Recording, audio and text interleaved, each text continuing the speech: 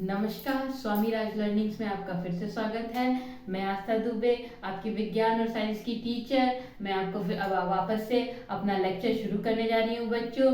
Last lecture में हमने क्या पढ़ा था? हमने डाइजेशन पढ़ा था, माउथ का, बक्कल कैविटी का, कि हमारे बक्कल कैविटी में कैसे डाइजेशन होता है, कैसे कौन सा डाइजेस्टिव एंजाइम सिक्रीट होता है और कितने कहाँ से सिक्रीट होता है, उसे क्या कहते हैं और वो क्या डाइजेस्ट करता है। तो हमने क्या पढ़ा था कि हमारे माउथ में, बक्कल कैविटी में 3 डाइजेस्टिव ग्लैंड्स होते हैं जिनका नाम होता है सेलेवरी ग्लैंड्स। वो क्या सिक्रीट करते हैं? सलाइवा। और सलाइवा में क्या होता है? Salivary amylase. सेलेवरी एमाइलेज को हम टिप्सिन भी कह सकते हैं। उसके बाद वो क्या करता है? सेलेवरी एमाइलेज हमारे फूड को डाइजेस्ट करता है, किसमें? स्टार्च से माल्टोज में कन्वर्ट करता है। अब इसके बाद हम जाते हैं अपने एसोफेगस पे। एसोफेगस यानी फूड पाइप। एसोफेगस में क्या होता है, कैसे क्या होता है, हम आगे पढ़ते हैं। अब बच्चों, एसोफेगस में कोई ऐसा डाइजेशन नहीं होता है।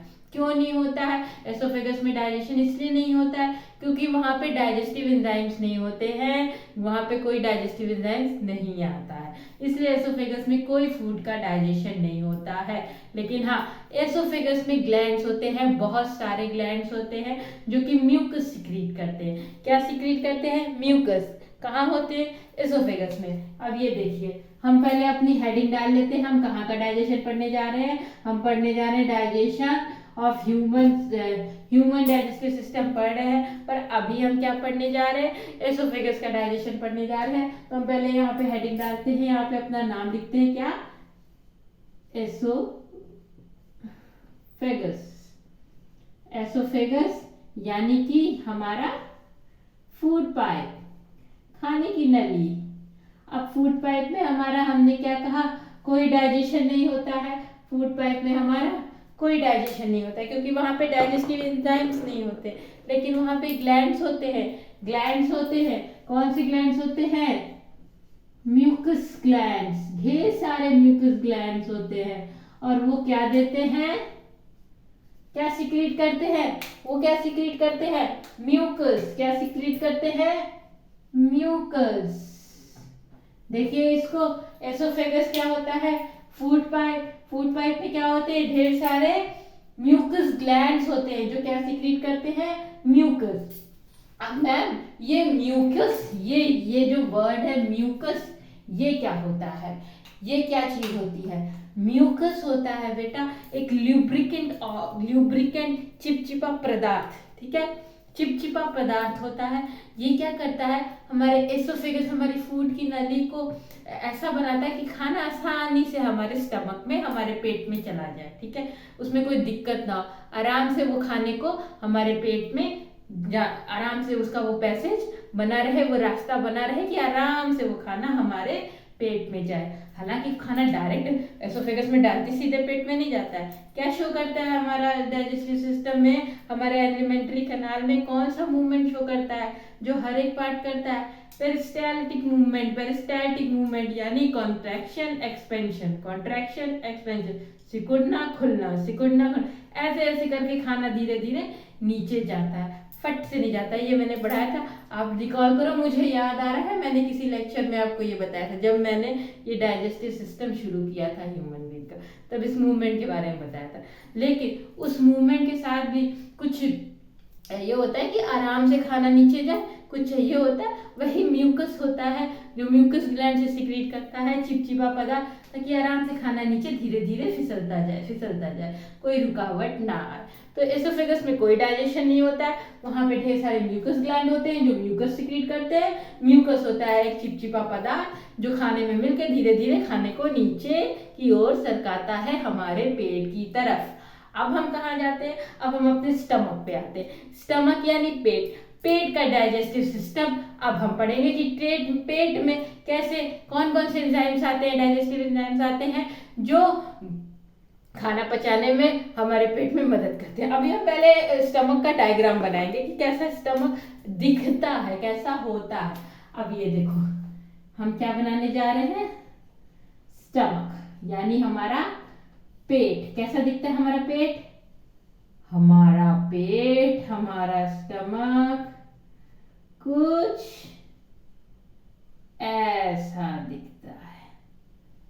ये है हमारा स्टमक। अब देखो स्टमक के अलग अलग पार्ट के अलग अलग नाम होते हैं। पहले हम इनको नेमिंग कर लेते हैं, ठीक है। ये जो उठा हुआ पार्ट है, ये जो उभरा सा ऊपर से उठा हुआ पार्ट है, इसको हम क्या कहते हैं?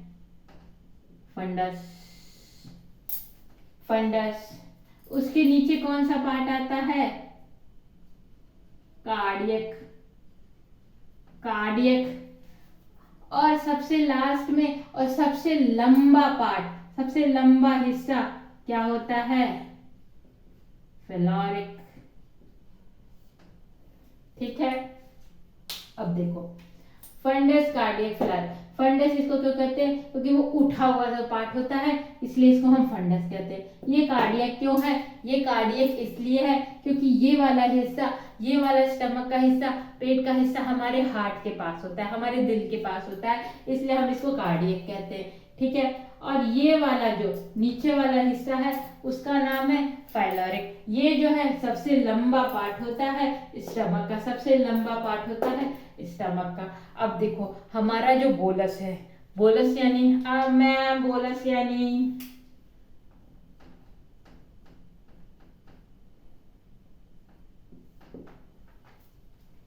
हमारा जो बोलस है, बोलस मतलब कि हमारा खाना मुंह में गया, वहां थोड़ा पचा, फिर यहाँ पे एसोफेगस में आया म्यूकस के साथ, वो किस फॉर्म में आता है? बोलस के फॉर्म में आता है, बोलस के फॉर्म में आता है। तो उसको हम क्या कहते हैं? अपने खाने को बोलस। हमारा बोलस, हमारा खाना कहाँ आता है? पेट के कौन से पार्ट में आता है?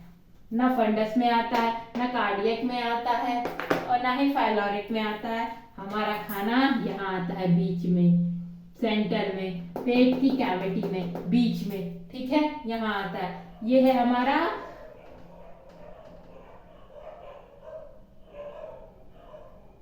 फूड, ठीक है। अब यहां से शुरू होगा इसका डाइजेशन। अब पेट में क्या क्या पाए जाते हैं? पेट में क्या पाया जाएगा मैम? पेट में क्या क्या पाया जाता है? पेट में दो चीज पाई जाती है, एक होता है HCl, एक होता है गैस्ट्रिक जूस। गैस्ट्रिक जूस क्या होता है मैम? गैस्ट्रिक जूस वही होता है, वही जूस होते हैं जो पेट से निकलते हैं खाना को पचाने के लिए, वही एंजाइम्स होते हैं जो पेट से निकलते हैं आगे फर्दर खाना पचाने के लिए, वही होते हैं गैस्ट्रिक जूस। सिंपल सी बात है। तो हमारे पेट में क्या क्या निकलता है? पहला HCl प्लस गैस्ट्रिक जूस। क्या निकला? HCl और गैस्ट्रिक जूस। अब ये देखो, ये बोलस प्लस ये वाला, दिस वन, ये वाला gastric juice, bolus plus gastric juice मिला के क्या कहलाता है? बोलस प्लस गैस्ट्रिक जूस मिला के क्या कहलाता है? काइम। काइम कहते हैं, ठीक है। बोलस यानी हमारा खाना, हमारा फूड, जो एसोफेगस से, बोलस यानी हमारा खाना, हमारा फूड, जो माउथ से होके, बकल कैविटी से होके, एसोफेगस से होके हमारे स्टमक में आया, उसको क्या कहते हैं? बोलस, हमारा फूड। वो किससे मिला? स्टमक में क्या क्या पाया जाता है? HCl और गैस्ट्रिक जूस। तो बोलस जब गैस्ट्रिक जूस से मिल जाता है तो क्या बनाता है? काइम। क्या बनाता है? काइम। बड़ा इंपॉर्टेंट नाम है बेटा, इसको हमेशा याद रखना। क्या बनाता है? Chyme. Bolus plus gastric juice, chyme. Bolus क्या है? फूड है। गैस्ट्रिक जूस क्या है? वो जूस जो हमारे पेट से निकलते हैं, अभी हम सारे जूस के नाम बताएंगे, सारे एंजाइम्स के। और हमारे पेट से क्या क्या निकलता है? HCl plus gastric juice. लेकिन बोलस प्लस गैस्ट्रिक जूस जब मिलते हैं तो क्या बनता है?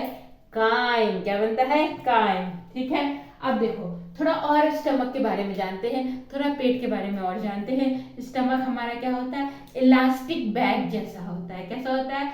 इलास्टिक बैग जैसा, जिसको खींचो तो फैलेगा, छोड़ो तो सिकुड़ेगा, खींचो तो फैलेगा, छोड़ो तो सिकुड़ेगा।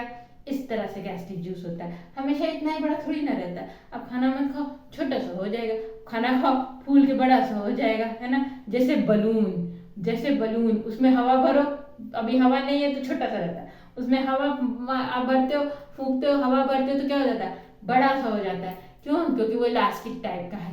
वैसे ही हमारा स्टमक इलास्टिक होता है, खींचने पे फैलता है, छोड़ने पे सिकुड़ जाता है। तो जब खाना आता है तो वो फूल जाता है, और खाना नहीं आता है तो वो सिकुड़ जाता है, छोटा सा हो जाता है। ठीक है, तो ये एक इलास्टिक बैग जैसा है। बाकी आप नाम तो जान गए स्टमक के पार्ट्स के नाम, फंडस, कार्डियक, पायलोरिक। हमारा फूड कहाँ आता है? इस बीच में आता है, फूड कैविटी में। स्टमक क्या क्या सीक्रेट करता है? एसियल गैस्ट्रिक जूस। और जो हमारा फूड बोलस जो आता है वो गैस्ट्रिक जूस से मिलकर क्या बनाता है? काइम बनाता है। क्या बनाता है? काइम बनाता है। इसको ध्यान से देखिए, तो हम आगे बढ़ते हैं। आप चाहिए तो इसको कॉपी डाउन कर सकते हैं, इसको लिख सकते हैं। ठीक है, अब हम आगे बढ़ते हैं। अब देखिए, इतना तो हमारा क्लियर हो गया।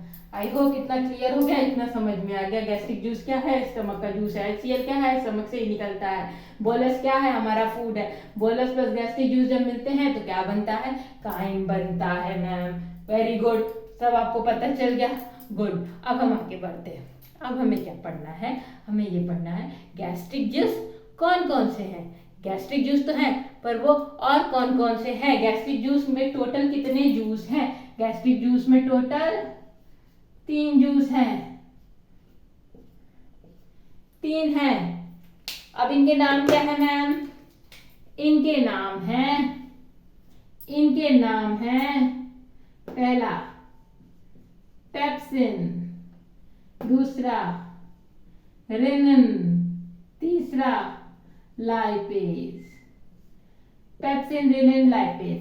अब देखो, पहले कुछ आगे बढ़ने से पहले हम ये समझ लेते हैं हमारे पेट में किस चीज का डाइजेशन होता है।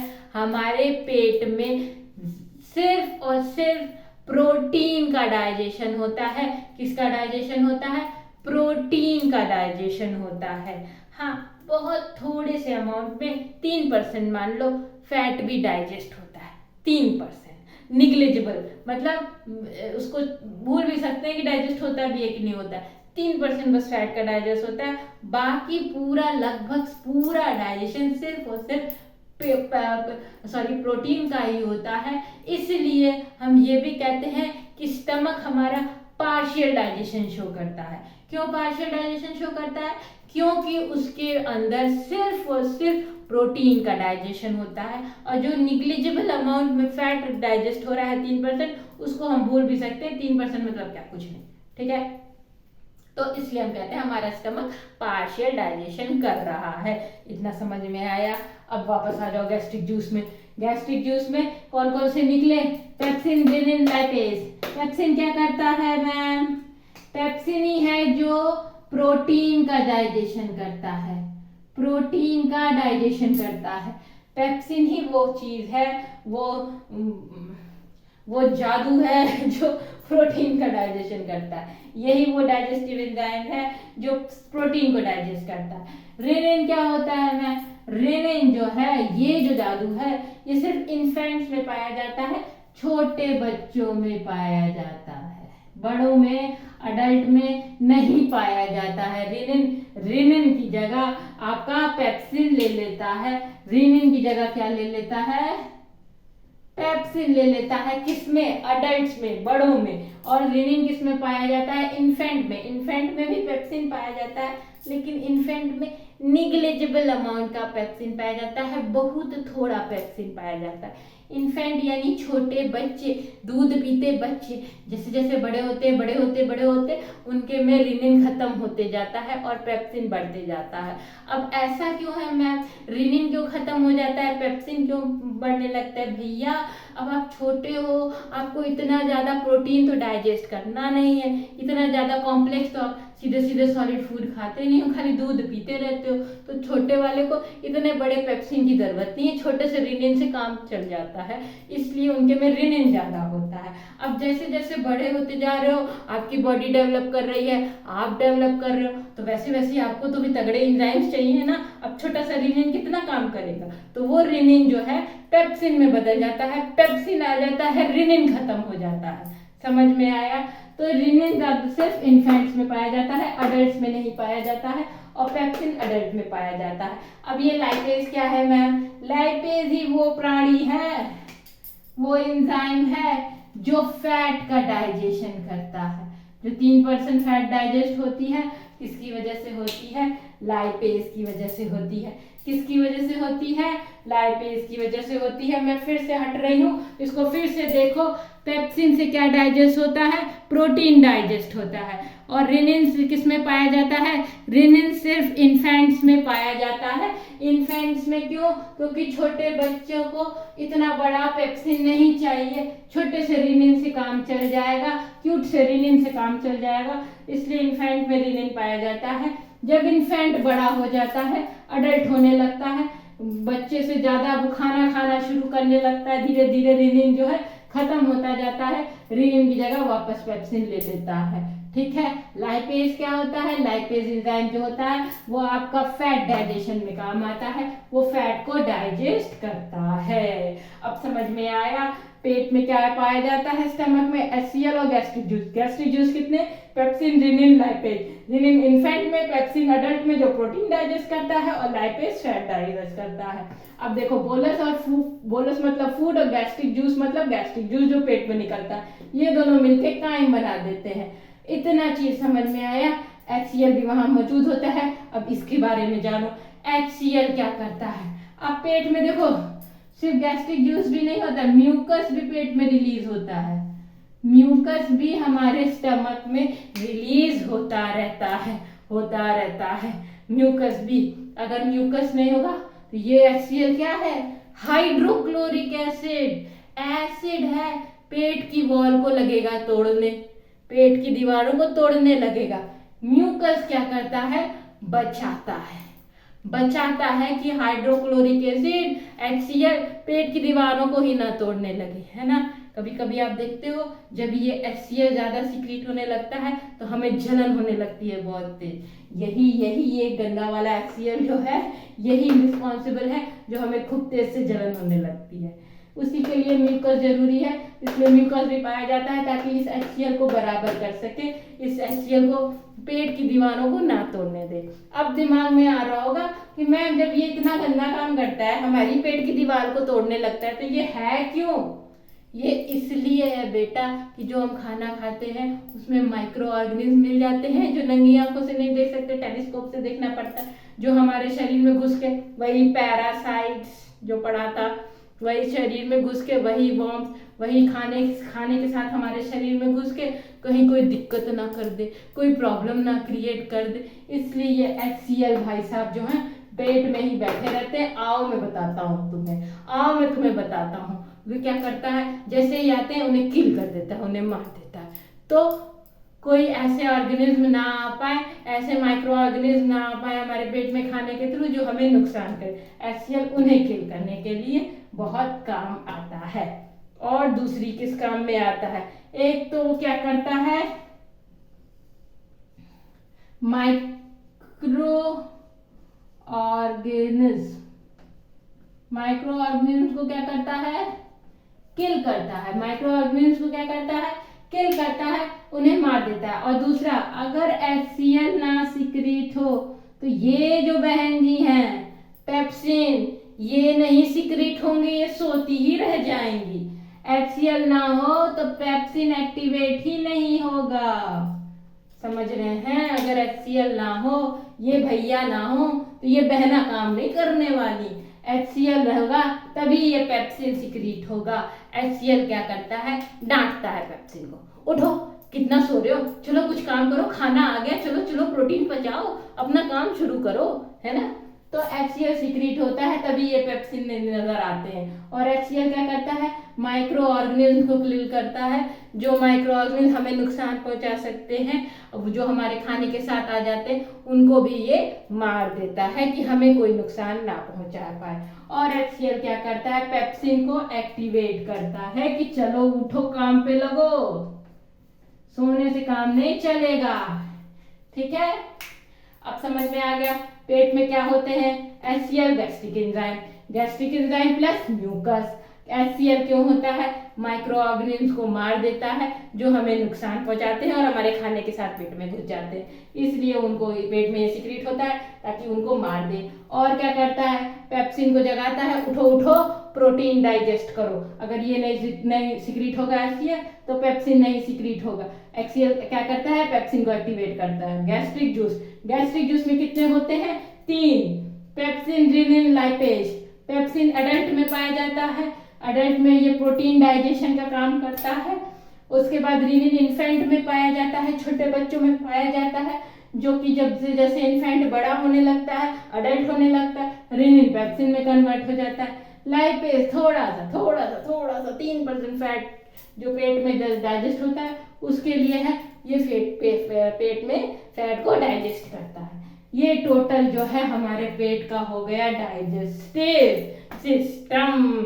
इतना डाइजेशन जो होता है हमारे पेट में होता है। अब जो हमारा पेट में जो ये हमारा फूड डाइजेस्ट हो गया वो कहाँ आता है? पाइलोरी के पास। क्या आता है? काइम। काइम क्या है? अभी बताया था ना, हमारा फूड यानी बोलस प्लस गैस्ट्रिक जूस दोनों जब मिलते हैं क्या बनाते हैं? काइम। हमारा काइम आया कहाँ? पाइलोरिक के पास। अब यहाँ पे क्या है? यहाँ पे है हमारा ड्यूडेनम। अब मैम ये क्या है? इतना बड़ा सा ड्यूडेनम। ड्यूडेनम क्या है? हमारे स्मॉल इंटेस्टाइन का पार्ट है। यहाँ से शुरू होता है हमारा स्मॉल इंटेस्टाइन। अब खाना काइम जो है कहाँ जाएगा? स्मॉल इंटेस्टाइन में जाएगा। तो हमारा कहाँ से शुरू होता है स्मॉल इंटेस्टाइन? यहीं से, ड्यूडेनम से शुरू होता है हमारा स्मॉल इंटेस्टाइन। ड्यूडेनम कितना बड़ा होता है? 2.4 मीटर। 2.4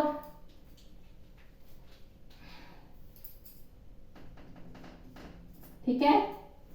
अब हम स्मॉल इंटेस्टाइन की centimetre. 2.4 centimetre. 2.4 centimetre, not metre. 2.4 centimetre का बड़ा हमारा ड्यूडेनम। अब ये कहाँ जाएगा? ड्यूडेनम से जाता है जिजिलियम से जाता है इलियम। ये तीनों जो है स्मॉल इंटेस्टाइन के पार्ट है, ड्यूडेनम, जिजिलियम और इलियम। ठीक है। अब आप इसको नोट डाउन कर सकते हैं, इसको फिर से देख सकते हैं। Bolus plus gastric juice equal to chyme. HCl plus gastric juice plus mucus कौन सीक्रेट करता है? स्टमक। गैस्ट्रिक जूस में क्या क्या है? Pepsin, rennin, lipase. पेप्सिन क्या करता है? प्रोटीन डाइजेस्ट करता है। रेनिन फैट में पाया जाता है जो कि प्रोटीन ही डाइजेस्ट करता है। लाइपेज जो है फैट डाइजेस्ट करता है। अब हम चलते हैं अपने स्मॉल इंटेस्टाइन पे और इसको करते हैं डिलीट। अब हमें इसकी जरूरत नहीं है। आशा करते हैं ये आपको समझ में आ गया है, अच्छे से समझ में आ गया है। अब इसको रब करते हैं। अब देखो, अभी ड्यूडेनम से पहले हम पढ़ लेते हैं अपने लीवर के बारे में। ठीक है। ड्यूडेनम बड़े छोटी सी चीज है लेकिन करते बड़े बड़े काम हैं।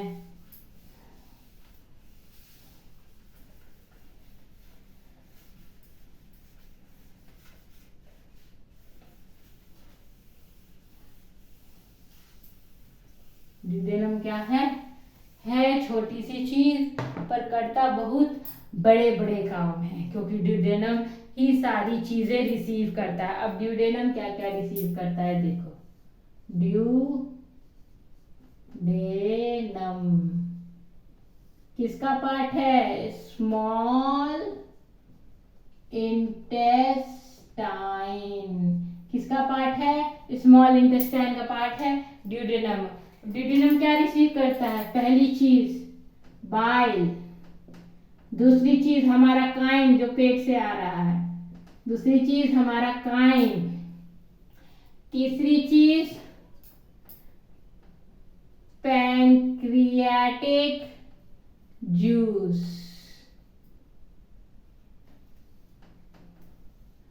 तीन चीजें रिसीव करता है, पहला बाइल, दूसरा काइम, तीसरा पैंक्रियाटिक जूस। अब देखो, पेट के बगल में छोटा सा हमारा ऑर्गन है जिसका नाम है लीवर। लीवर जो ऑर्गन है हमारा, वो क्या सिक्रीट करता है? Bile juice. क्या सिक्रीट करता है? बाइल। बाइल पहले जाके लीवर डक्ट में स्टोर होता है। ये डक्ट छोटा सा डक्ट होता है जिसमें टेम्पररी जो है थोड़ी देर के लिए बाइल सिक्रीट होता है और उसमें रहता है, स्टोर रहता है, और जब जरूरत पड़ती है तो वो धीरे से ड्यूडेनम को दे देता है, ले जाओ पचाओ खाना। ठीक है, उस डक्ट को जिसमें लीवर अपना बाइल दे देता है, जिसमें वो थोड़ी देर के लिए टेम्पररी स्टोर रहता है, उस डक्ट का नाम है गॉल ब्लैडर। क्या नाम है? Gall bladder. अब देखो, इसको भी मैं लिख दे रही हूं। लीवर क्या सिक्रीट करता है? बाइल। बाइल किस में स्टोर रहता है? किस डक्ट में? गॉल ब्लैडर में। ठीक है, किस डक्ट में स्टोर रहता है? गॉल ब्लैडर में। अब फिर एक और स्ट्रक्चर होता है हमारा पैनक्रियास। ये भी एक ग्लैंड है पैनक्रियास। ये क्या सिक्रीट करता है? क्या सिक्रीट करता है? Pancreatic juice. क्या सिक्रीट करता है? ये भी डाइजेस्टिव एंजाइम है, ये भी डाइजेस्टिव एंजाइम है। ठीक है, दोनों डाइजेस्टिव एंजाइम है। बाइल भी डाइजेस्टिव एंजाइम है, पैनक्रियाटिक जूस भी डाइजेस्टिव एंजाइम है। ये सब कहाँ, कौन, किधर सिक्रीट हो रहा है? हमारे प्यारे ड्यूडेनम में। ये छोटा सा है 2.4 सेंटीमीटर का, लेकिन सारा यही उठा के लेता है। इसी में सब जो है अपना अपना भार दे देते हैं। लो भैया तुम ही लेके जाओ, तुम ही लेके जाओ। अब ड्यूडेनम क्या है? स्मॉल इंटेस्टाइन का पार्ट है।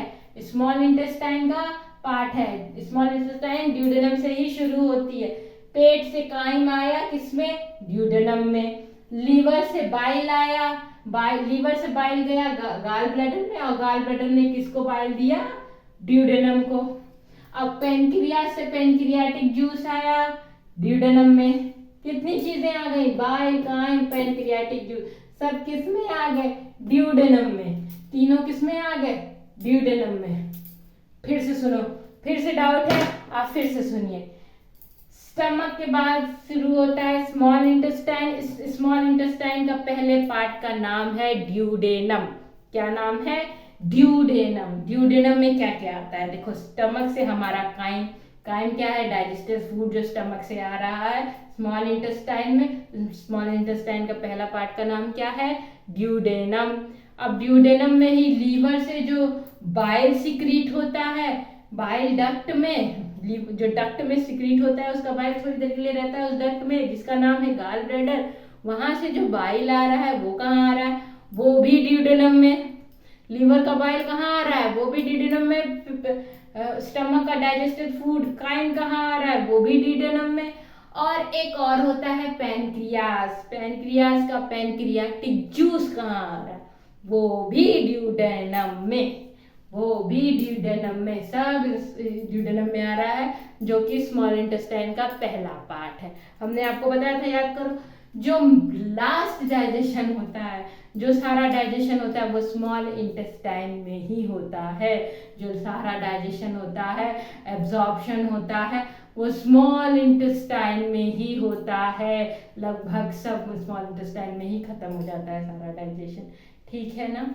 इसलिए ड्यूडेनम इतने सारे जूसों को अपने अंदर ले रहा है। अब यहाँ से क्या करेगा? स्मॉल इंटेस्टाइन डाइजेशन शुरू करेगा। ड्यूडेनम के बाद आता है जिजीलियम, जिजीलियम के बाद आता है इलियम। अब हम इसको जो है नेक्स्ट लेक्चर में कवर अप करेंगे, और लार्ज इंटेस्टाइन भी नेक्स्ट लेक्चर में ही कवर अप कर लेंगे। इसके साथ साथ आपका डाइजेस्टिव सिस्टम पूरा हम पढ़ लेंगे, खत्म हो जाएगा।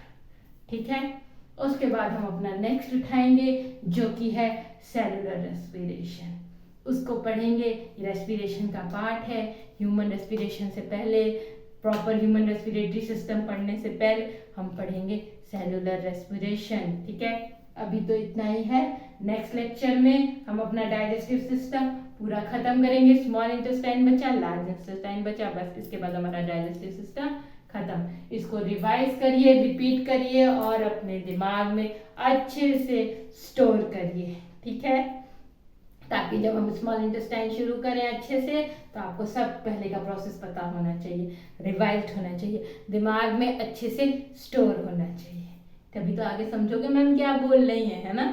पीछे का नहीं सुना तो आगे का नहीं समझोगे। मेरे लेक्चर पॉज कर करके बार बार सुनिए, जितनी बार सुनेंगे उतने ही आपको याद होते जाएंगे। और जिस तरह हम बिना देखे, बिना बुक खोले, बिना ब्लैक बोर्ड पे लिखे हम आपको समझा रहे हैं और आप समझते जा रहे हैं, उसी तरह आप भी समझाने लगेंगे, आपको भी ऐसे ही रट जाएगा जैसे हमें रटा हुआ। ठीक है ना। रिवीजन, रिवीजन बहुत जरूरी है, मैंने कई बार बोला है आपको, रिवाइज करते रहिए। चलो बच्चों, आज का लेक्चर यहीं खत्म होता है। Thank you.